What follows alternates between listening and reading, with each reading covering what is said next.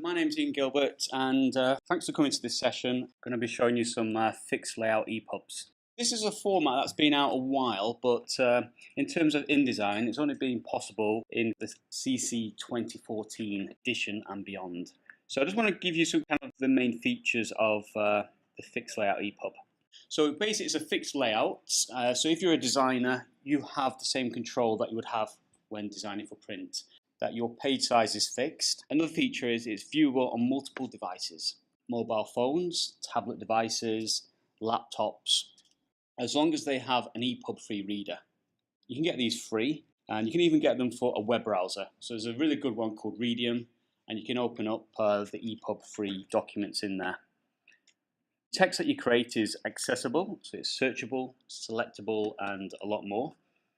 And the nice thing about this format is you can add in all your normal stuff like images and text, but you can add in animations and interactivity. So it can be an interactive document, and as I mentioned, you need InDesign CC 2014 or above to create these. So let me just come out of here. Right, so this is my starting file. So I've just got a few pages here already set up. And I'm just going to show you what we can do in InDesign. So I've just created a few master pages. You can just see them here. If I just come down, I've got two master pages which I've applied to multiple pages. So we're using all the print-based stuff that you would usually use, but we can also add in the animation stuff. So let me start off on page 1. So on page 1, what I want to do is add in an animation onto page 1. So the first thing I'm going to do is just bring in my content. So I'm just going to bring in a picture. Okay, I'm just going to drag it out. Okay, I'm just holding down the shift key here so I get control over the frame that's bringing in. And then I'll just get it to fit. And I usually use loads of keyboard shortcuts, but I'm just going to use the menus just so you can see what I'm doing a bit clearer. So I'm just going to get the picture to fill proportionally into that frame, and I'm just going to just reposition it a little bit.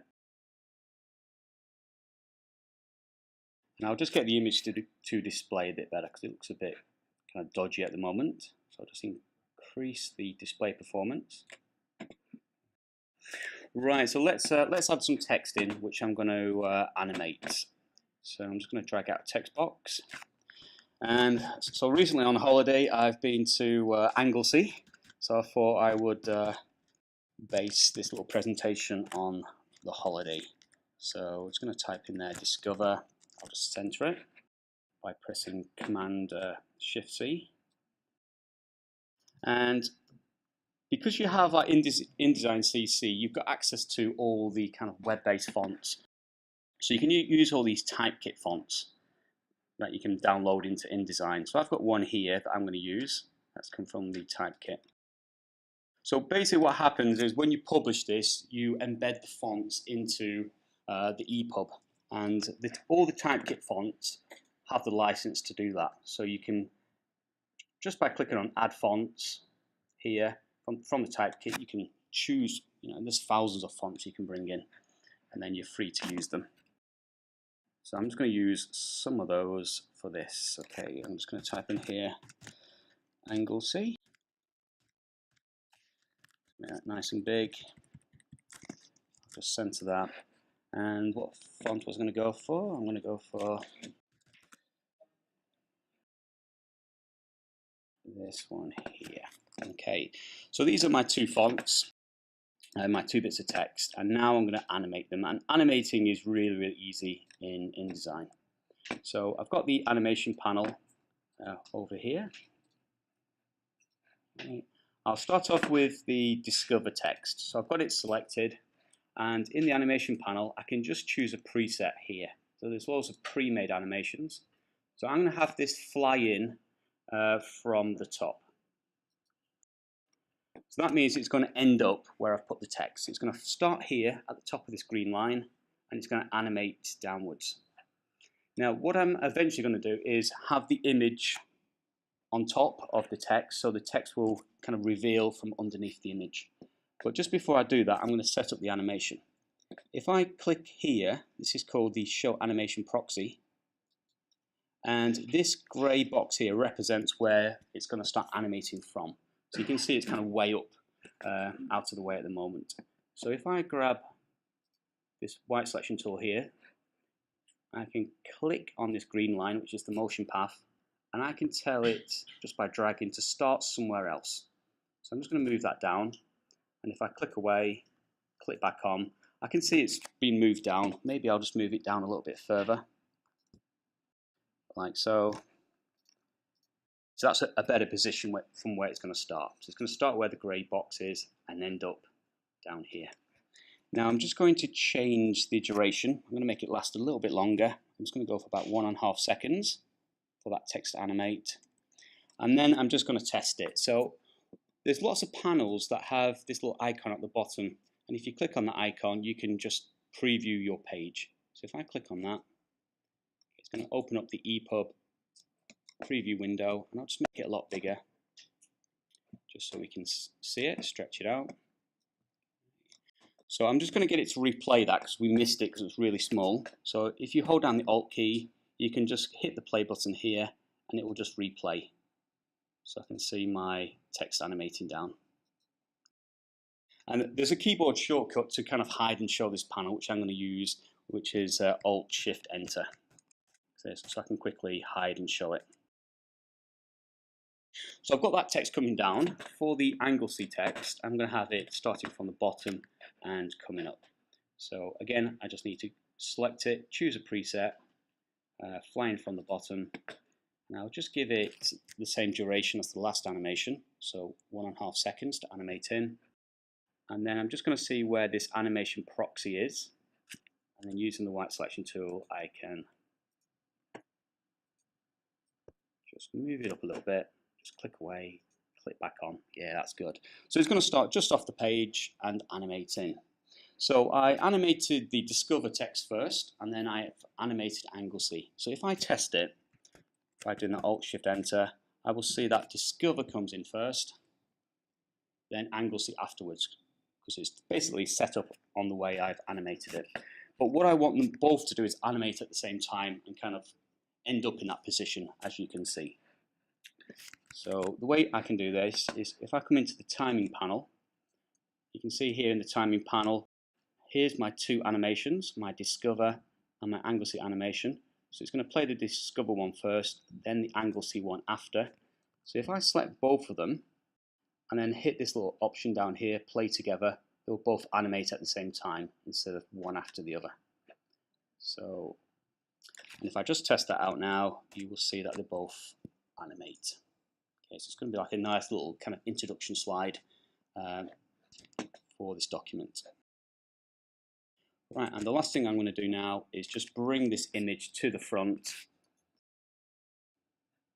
by right-clicking, and so the text will then reveal from underneath that image. So nice little introduction. Right, let's have a look at the next page.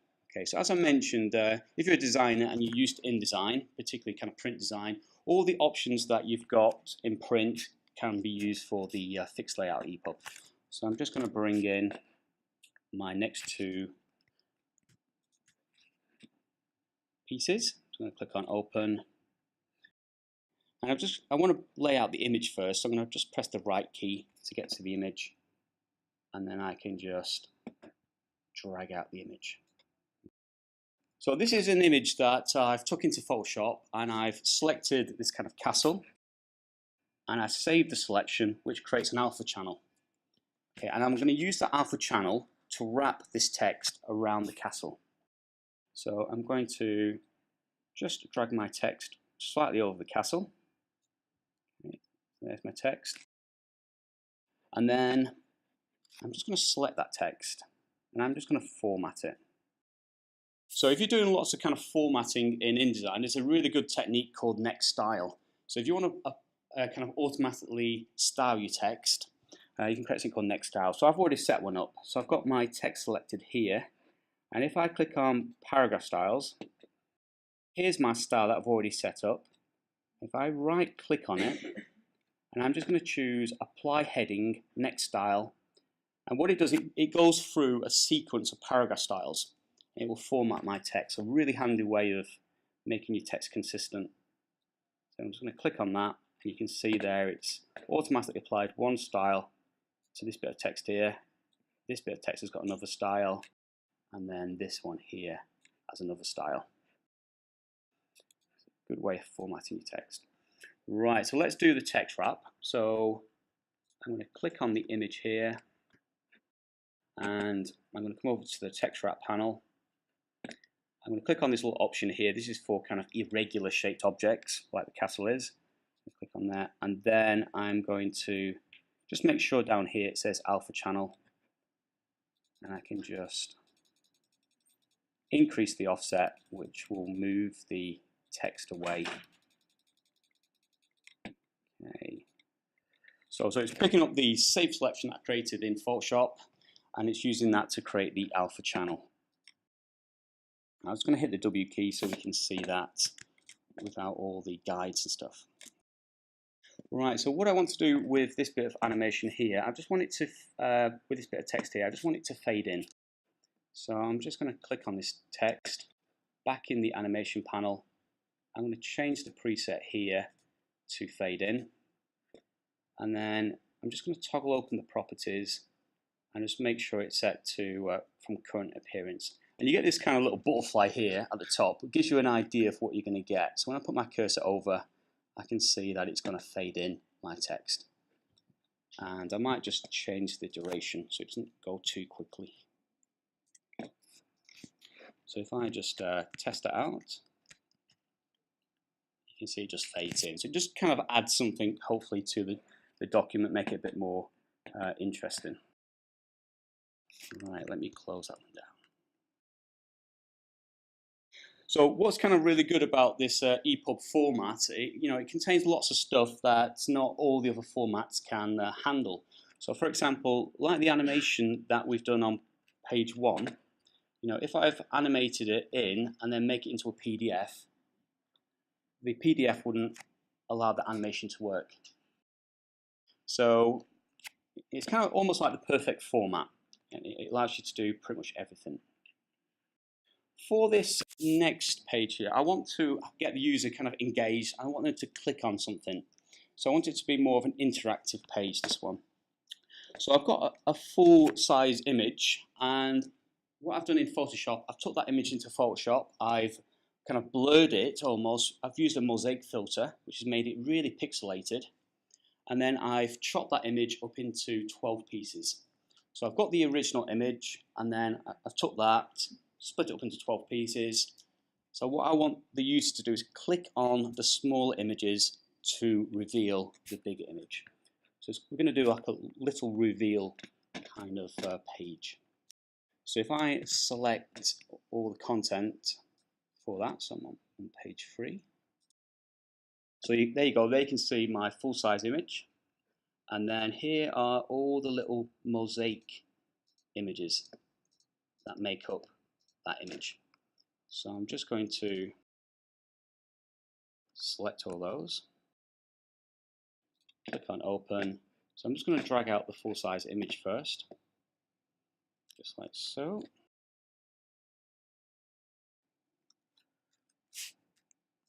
Just get that positioned a bit better. And what I'm just going to do is just put some guides around here, and you'll see why I'm doing this in a second.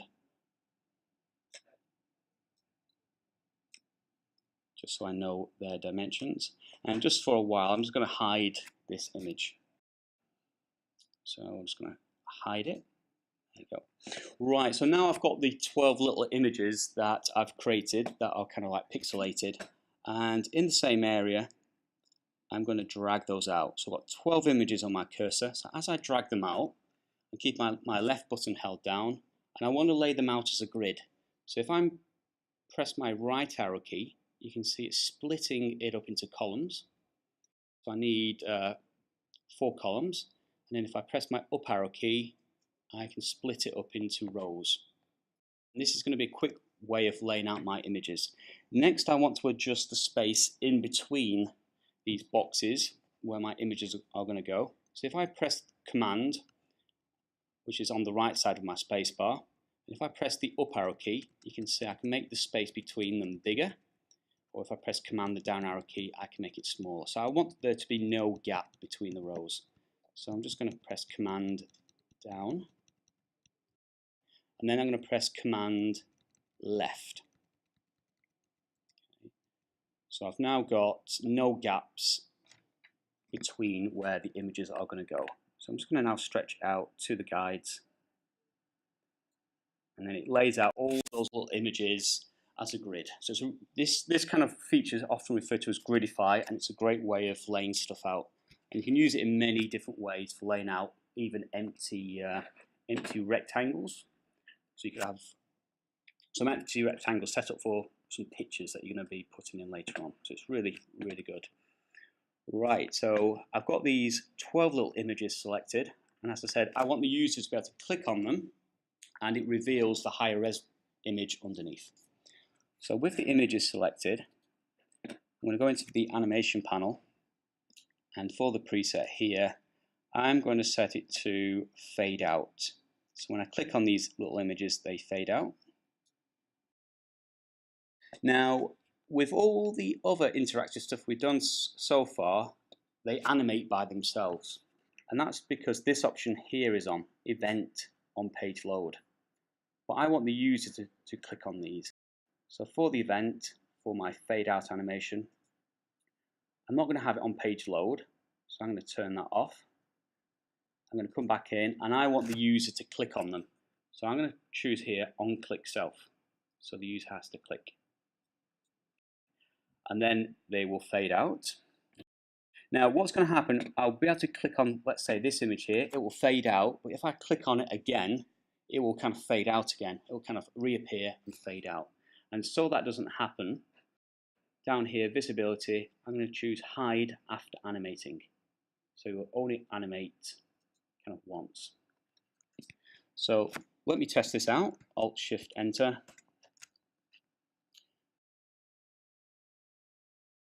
So I can just click, and you can now see that they fade out.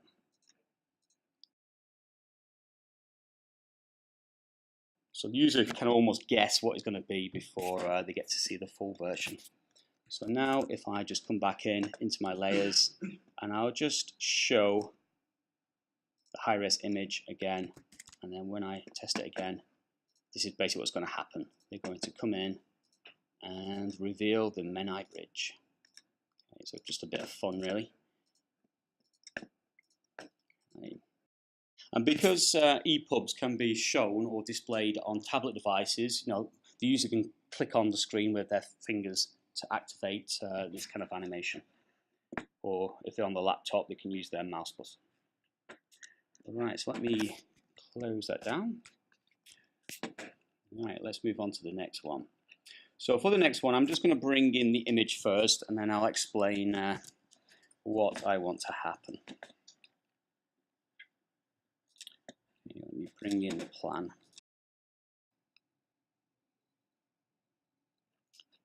Right, let's drag in that plan. Right.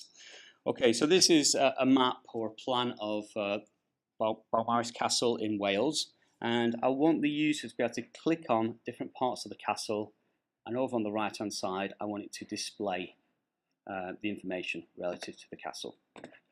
So the first thing I'm going to do to the plan is I'm just going to lock it in place just by doing a right click on lock, just so it doesn't move.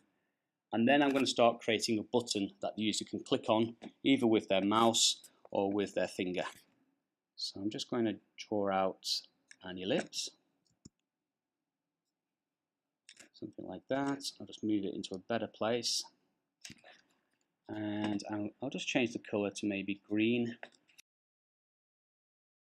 I'll just get rid of the stroke, and I'm just going to drop the opacity down a bit so the user can see the castle a bit more. So basically we're going to create a button. You can create a button out of almost anything. It could be shapes, images. So I've got the shape selected, and I can come into the buttons and forms panel here. I'll just drag that over. and I'm just going to click on this icon here, and it's going to convert it into a button. And you'll see what it does. It creates something called a normal appearance. So this is how the button would look normally when your cursor, your finger, is nowhere near the button. Next, I'm going to click on the rollover appearance. So this is how your button will look when your cursor goes over the button. So with the rollover appearance selected, I'm going to come into my color panel and I'll just change the color. Let's go maybe for an orange color. And then my next appearance I'm going to set up is the click appearance. So that's when the user actually clicks on the button. And I'll go for a red. Okay. So all I'm doing at the moment is creating kind of visual feedback for the user, so they can see how the button is kind of working, if it's interactive or not. So you can see here, if I just click through the different appearances, you can see what colors we're going to get. So I'll just test that out for you so you can see that working. So I've got my button here, that's my normal appearance. When I put my cursor over, it changes color, and then when I click, it changes color as well. So it's just kind of visual at the moment. Okay. Yep. It will, yeah. For the iPad, so you would have just the normal and then the click. For the iPad, you wouldn't see the rollover. Yeah, it won't turn up. Yeah, so you just literally just kind of click on it, and you'll just see the red color. Yeah. Right. What I'm going to do for kind of PCs and stuff, and I'm just going to come over to the rollover, and if I just click back on the circle, I'm just going to double click on the circle to get into it, and I'm just going to enlarge it. Okay, so when they click on it, it kind of almost like swells in size. And then I'm going to do the same for the click. Double click on the circle, and then I'm going to enlarge it. So just a little bit more visual feedback to the user. You can see now it kind of swells, so they know something is going on, and then when they click, it kind of changes color. All I've done at the moment is set up the visual appearance. Now there's going to be many places on the map where I want them to be able to click on. So shortly I'm going to duplicate this button, but just before I do that, I want the buttons to kind of appear all over the map. So I'm going to select the button, and I'm going to add an animation to the button. I'm going to get it to grow. So I'm going to get it to grow. I'm going to get it to animate to the current appearance, to how it is at the moment. And I'm going to start the scale at 0. So it's going to be no size, and then it's going to enlarge or grow into the size that I've got it. So I've just set up an animation. Let's have a look. So now you can see it animates in the button. So hopefully it attracts the user to that, so they can see it a lot easier.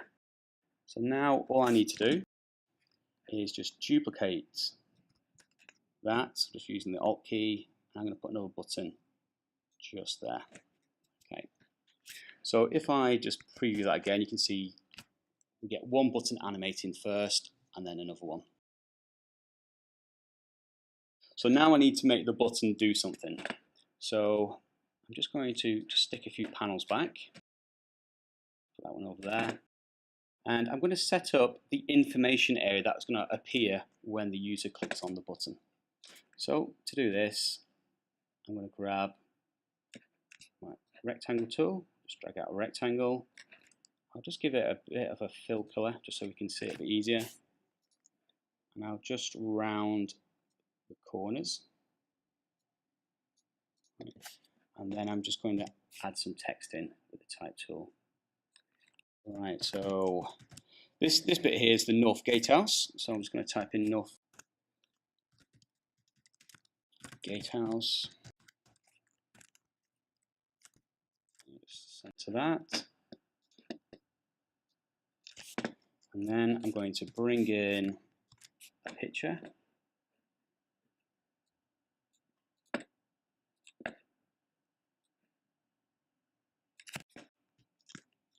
and then I'm going to put some text there.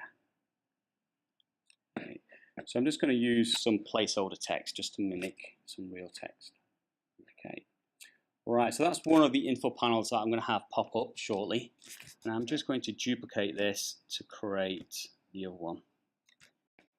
So I'm just going to change the text, and this is going to be my corner tower.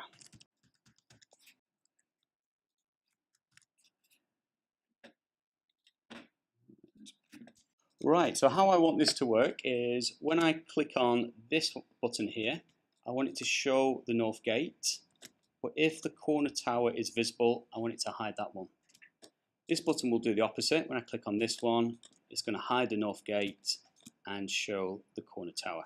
Eventually, these two info panels will be on top of each other in the same location. So I need to hide and show stuff, and the only way we can do it is to have buttons. Buttons can hide and show other buttons. So I need to make each info panel into a button. Now, what we have to do is group them first. If you've got something that's made out of multiple items, you need to group them before you make them into a button. If I just try and convert it into a button, now every little bit will be made into a separate button, which is not what I want. So I need to just group them first. So I'm going to group that one. I'll just group this one. And then I'm going to click on each one and convert it into a button. And I'll do this one as well. Buttons can hide and show other buttons.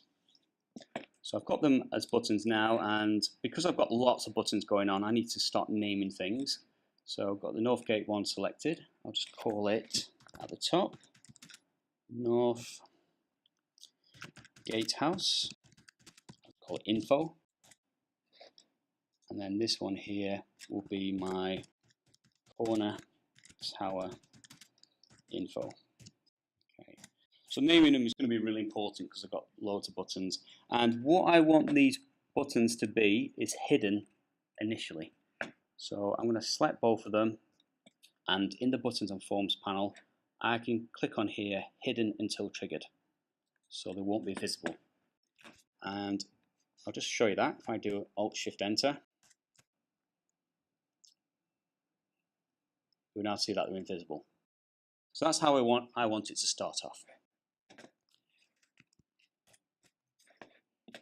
So next, I'm going to get these buttons to actually do something. So I'm going to click on this button here.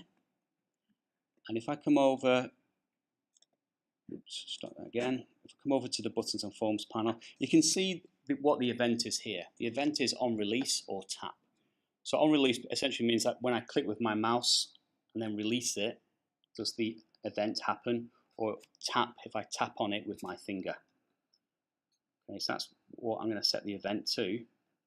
The action is what the button actually does. So I'm going to come to the actions, click on the plus, and I'm going to choose show hide buttons and forms. So I want it to show the North Gate. So where it says North Gate House Info, there's a little X at the moment. I need to click on there until a little eye appears. So that means it's going to show this info panel.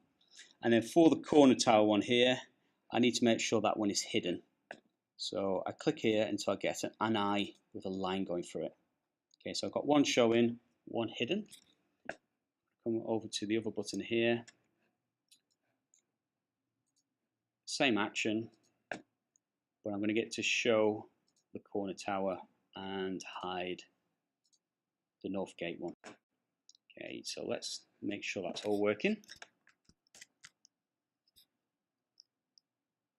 Okay, so it animates in, and I can click on there, North Gate, click on there, and it would show the other one. So you can see here it's just toggling now between them. Okay. So the last thing I need to do now is to get both these info panels on top of one another. So I just need to select both of them. And there's a nice little thing you can do. I know the North Gate House one is in exactly the right location. I've got both of them selected. And if I click on the edge of the North Gate one, you'll see it gives it a thicker border. So this creates something called a key object. So the key object won't move everything else will move towards the key object.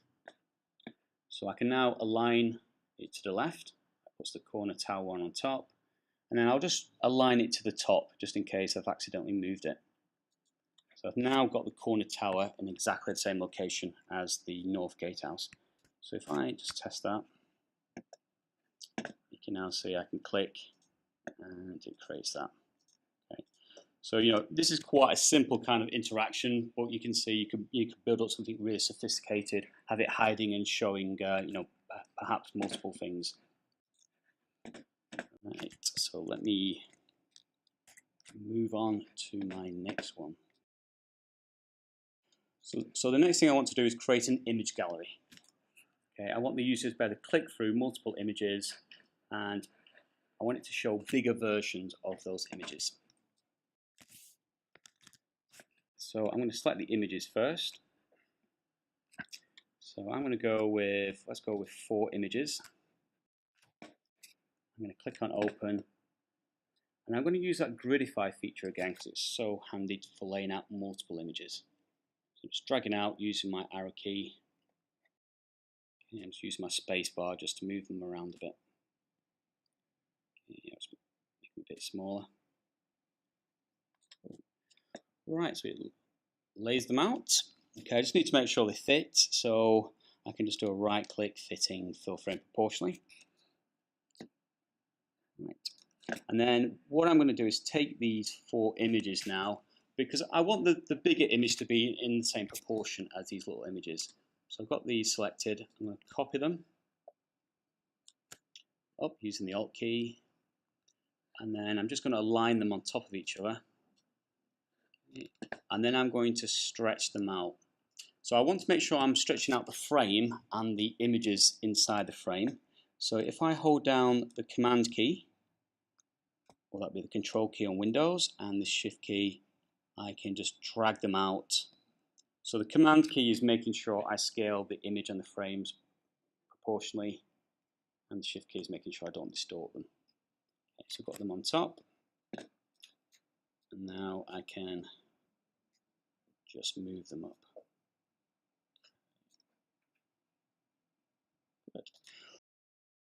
These little images at the bottom are going to be buttons, and they will show me the relevant image above. Because here I've got 4 images stacked on top of each other. Alright, so I'm going to set up the buttons first. I'm going to select all the images and convert them to a button. So all 4 little images become a button. And then what I just need to do individually is just go in, and I'm going to set up a rollover. Or I can do a click as well, but I'm just going to do a rollover. So I'm going to click on rollover, and just so the user gets some kind of indication that they've clicked on something, I'm just going to add a stroke to it. That's all I'm going to do. So I'm going to come in, add a stroke. I'll just make it black, and I'll just make it a little bit thicker. So I just need to go to each one to do that.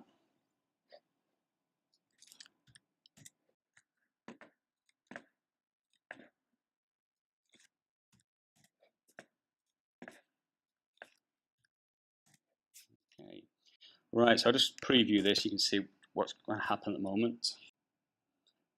Okay, so the user can just come over, and when they come over, they can see that it's just kind of highlighting an image. This one here, you can see, was already on. So what you can do is come into your buttons and forms panel, and you can just reset all your buttons back to the normal state. And if I test that again, you can see we should not have that problem. So I might have done that wrong, so I'm just going to check this one. Come back to this one. Yeah, done on the normal one, silly me. Right, let me just sort that one out. I'll set that back to 0. Come back to the rollover. Put it back on. Cool. If I reset that, yeah, that should be fine. Okay, right, so I've got the 4 little buttons done here at the bottom. Now I need to work on the big images. So I'm just going to click and drag across them to select all of them. And I'm going to create something called a multi-state object. And you can think of it like layers. It's going to create essentially a layered kind of setup. So with all 4 big images selected, I'm going to come into what's called the Object States panel.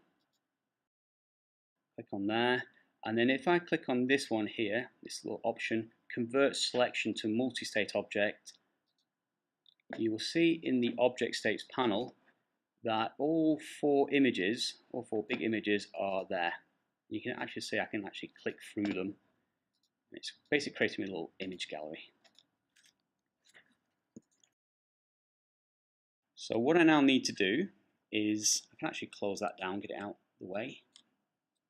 I need to link the buttons up to the multi-state object. So I'm going to start by clicking on this image here. And the event, if I click on the event here, it's going to be go to state. And then from this little state drop-down menu here, I get to choose what state, what big image it's going to connect to. So this one needs to connect to state 4. And you can actually rename these states if you wanted to. So I'm just going to click on this one, set up the same action. Into the drop-down menu, so that's going to go to that one.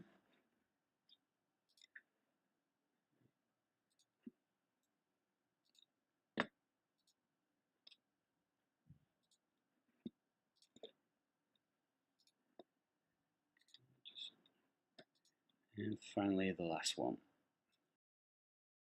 Right, so I've got all four little images, four little buttons connected now to their relevant big images, and I'm just going to test it. And let's see if it works. So if I now click, you can see it's now going to show me the big images. So nice little way of creating an image gallery. And just want to show you quickly, if you have loads of images, loads of big images, what you could do instead is, let's say I just create a rectangle. I'll just give it a color.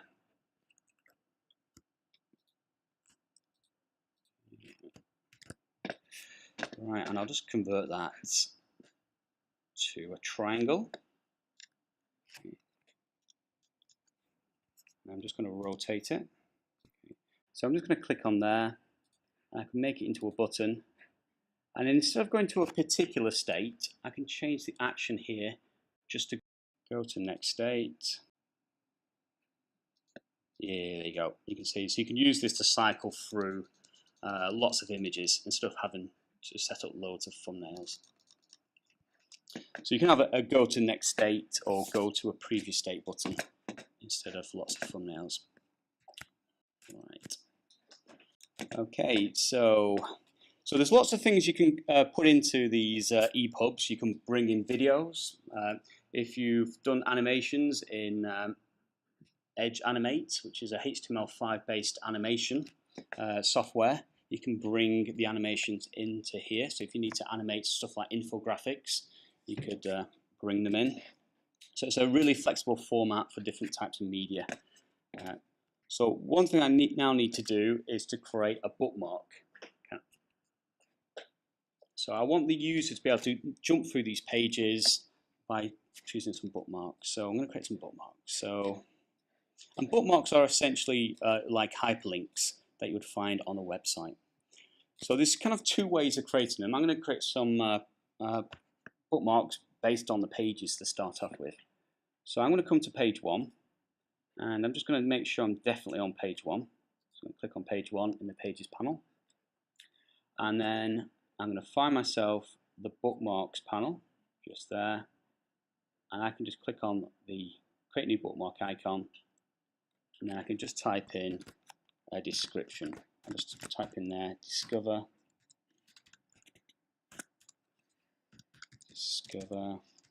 Anglesey. So the text that I'm typing in now, that is what the user can see, and that will be what they'll be using to navigate through this fixed layout EPUB. Right, so that's that page done, page 1. I'm just going to come through page 2, create another one. So that's going to be my Bourmaris Castle. Now, I have found that sometimes you have to really check these to make sure it has actually picked up the right page. So just before I do any more, I'm just going to double check just by double clicking. Okay, so I can actually see that's going to the wrong page, so I need to set that one up again. Okay, so sometimes it does this, so I'm just going to delete these, and let's give it another go. So I'm going to come back to page 1, and I'll just try clicking on page 1 this time. Okay, and I'm just going to create them again.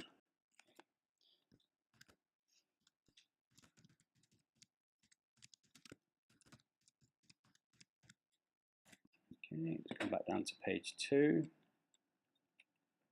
Yeah, so it's a good idea to kind of click on the page, and then InDesign knows for sure that you're on that page.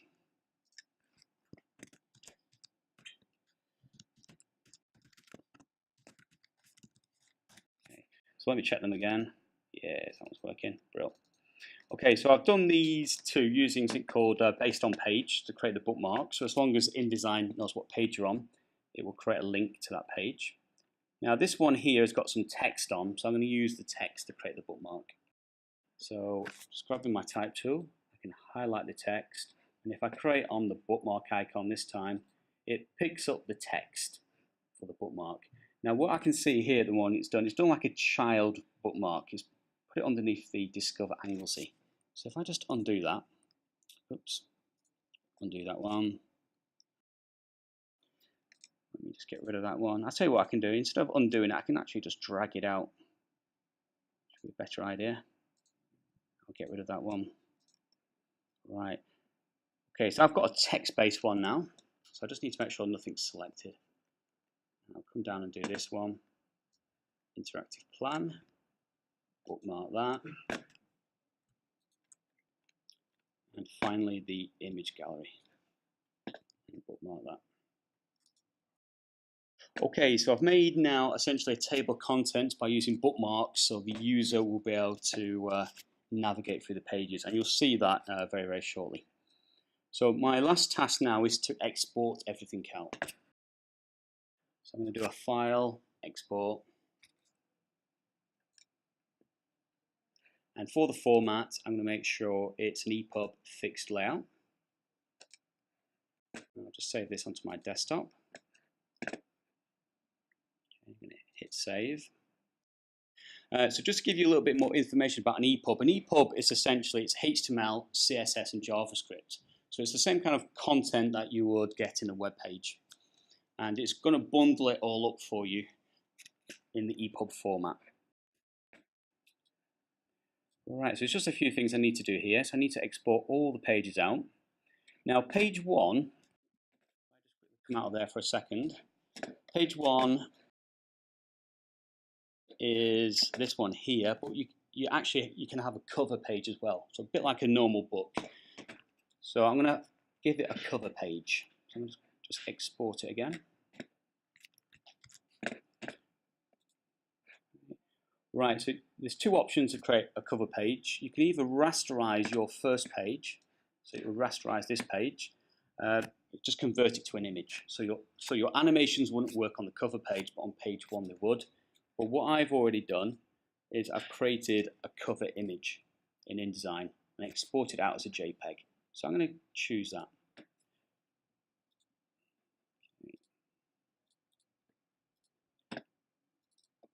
So there's my front cover. Okay. Right, and then for my table of contents, I'm going to use the bookmarks here that I've set up. So that's why I'm going to choose bookmarks there. And the way the document is laid out, that's my spread. I'm going to do it based on my document setup, the way I set up my document. Right, conversion settings. This is how it's going to automatically convert your images into one of the web-based formats. And you can see here it's either going to go with JPEG, GIF, PNG. So if you just leave it on automatic, it will try and find the relevant one.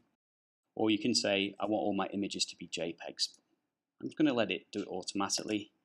And then you can choose the settings for those formats. If you're a bit of a coder, what you can do is you can create your own CSS and you can upload it to control the different styles. And you can do stuff with JavaScript. I'm not going to do that. and then the metadata. Okay, so you can fill in information about your document. So if you're going to publish this kind of stuff, you can buy fixed layout EPUBs on different bookstores. So if you're just doing that, you would have to fill in this information.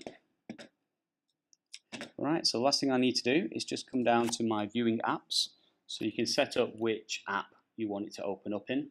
So I'm on the Apple Mac here. So I'm just going to let it do iBooks. Okay, so let's have a look. So when I click OK, it's going to give me this little warning here, and that's basically because when I was creating the gallery, I've had lots of images stacked on top of each other, and it's just telling me that I've got some overlapping images, which I know about. So I can click OK. It's not going to affect how it works.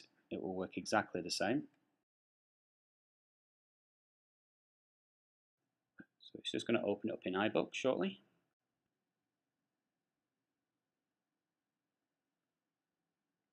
Okay, so sometimes it comes in initially a bit distorted, but next time it will be fine. So it animates in.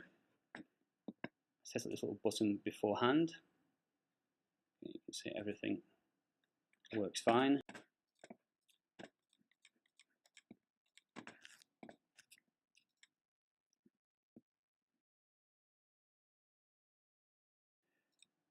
Interactive plan, here's my image. Okay, the bookmarks that we set up, if I come up to here in iBooks, click here, here's all my bookmarks, which I can use to navigate to the different pages. And with these EPUB kind of software, it often comes with its default ways of navigating. So if I just come back a few pages and put my cursor here, you can see I can use its method of navigation. So I think this is a really good format, as long as they've got an EPUB-free reader, and you can put pretty much whatever you want in it: animations, interactions, videos, animations from other applications. So I think it's a really good format, and in many ways better than stuff like PDFs, where you can't have stuff like the image gallery in, you can't have animations in. You can have buttons in PDFs, and that's about it. And the only kind of other format that is quite like this is the Flash format, which has kind of support for all this stuff, but there's obviously issues with Flash. Some people don't want to use Flash. So I think this is a great alternative, giving you a mixture, kind of a combination of Flash and PDFs.